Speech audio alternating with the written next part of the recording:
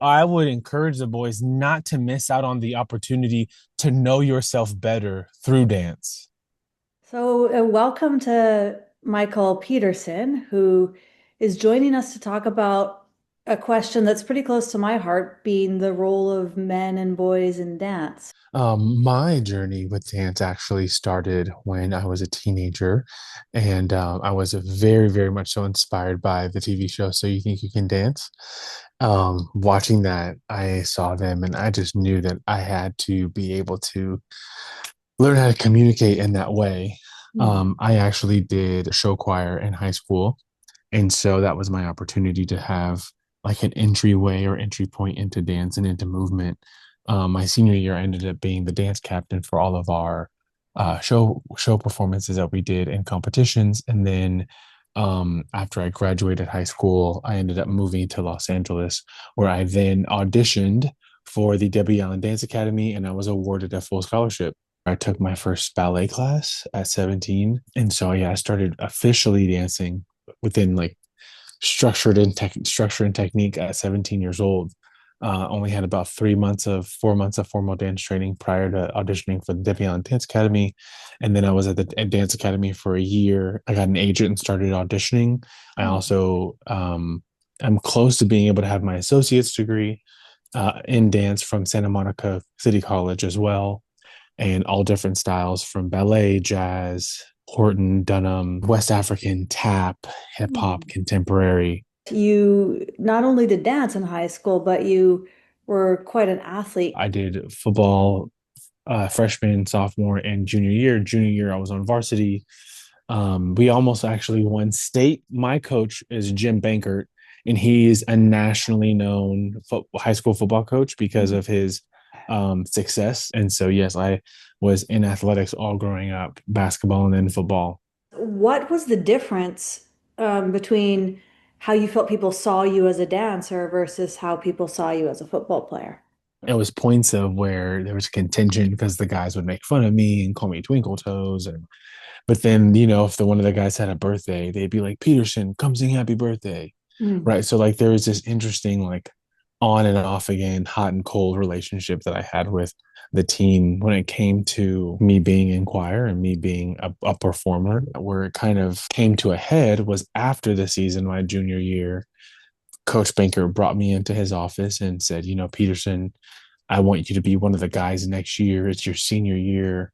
I think that you could be the defensive captain, but you want to play High School Musical. I told him that he made the choice really easy for me because I had no desire to play college football, and that I actually had every desire to be Twinkle Toes.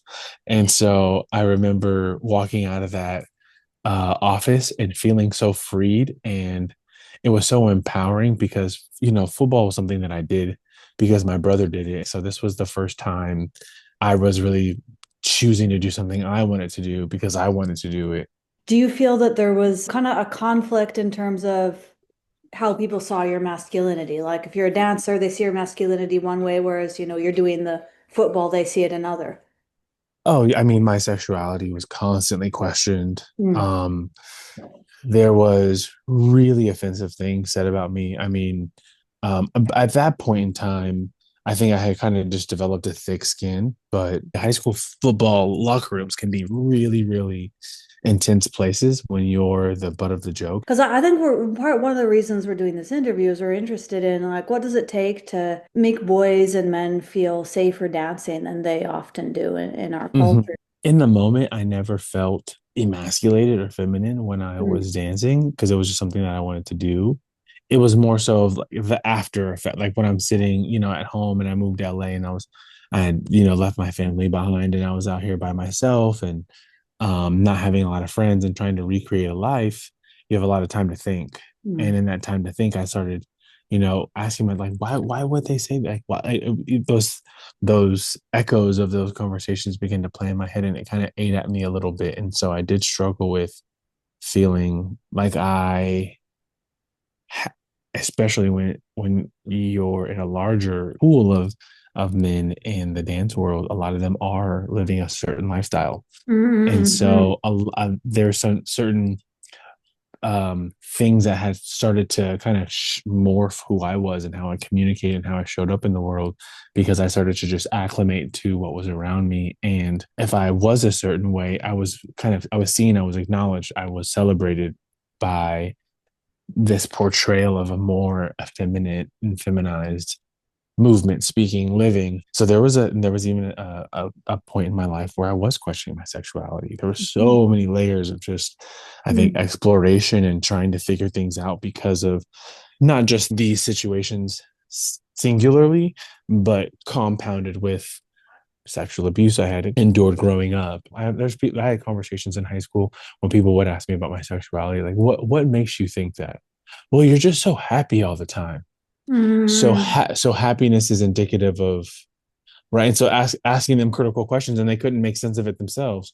I become an adult, and then again, I'm in a space where I'm trying to pursue this passion of mine, where it's almost encouraged for me to be a certain way. Your masculinity inside the dance world was constrained by certain male stereotypes there as well. A Was hundred percent, a mm-hmm. hundred percent. Mm-hmm. And then interestingly enough, I really focused on technique when I first started. And then I started taking hip hop classes and I enjoyed being able to move in a different way that was more aggressive and powerful. And then I started grappling with this other part of myself. I was like, oh, this is different. The type of hip hop I was taking in LA was just very forceful and it just was full bodied. And there was something about it that I really resonated with. And then I remember talking to a friend, I was like, I just feel so manly when I take these classes. Mm-hmm. And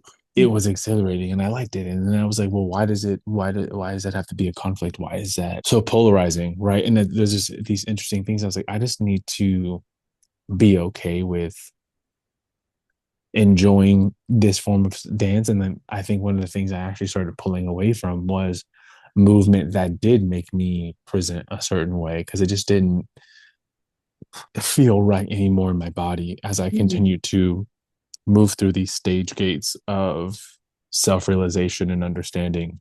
As you're talking, I'm hearing, you had the courage to dance in high school with all this sort of pressure from the football locker room, and then you go into the dance world and you have the courage to, embody some of these more, maybe more stereotypically masculine traits like, aggression, power, forceful movement in a world where, male dancer is seen as, effeminate, sort of stereotypically gay man. It's beautiful and interesting. Yeah, you were sort of an other inside both contexts, it sounds like a bit.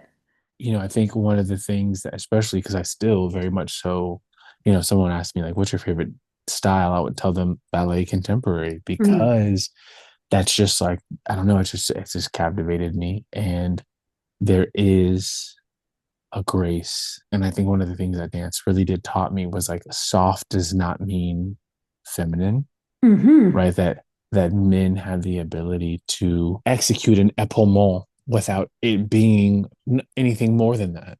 Hmm. Right when I'm doing my port de bras and I'm expressing myself through that port de bras, it is not feminine nor masculine. It is my the vehicle and mechanism which I'm communicating. So being able to have the duality of yes, I do love being at the ballet bar and removing the masculine or feminine lens and allowing the descriptive words like the grace and the elegance to be something that is not feminine or masculine, but it just simply is. Hmm. This phrase, neither feminine nor masculine, but it just simply is. This is so beautiful. You're speaking to something that dance can do, that I've noticed dance can do, which is to really break out of a lot of cultural modes and kind of let movement return just to its pure meaning. What do you think dance has the potential to give to men and boys? So if more boys danced, what do you think they'd be able to receive? I had the amazing opportunity to watch young men younger than me. Right when I got to the academy, I was 18 and I was watching 12-year-old, 13-year-old boys. There's about 10, 12 boys.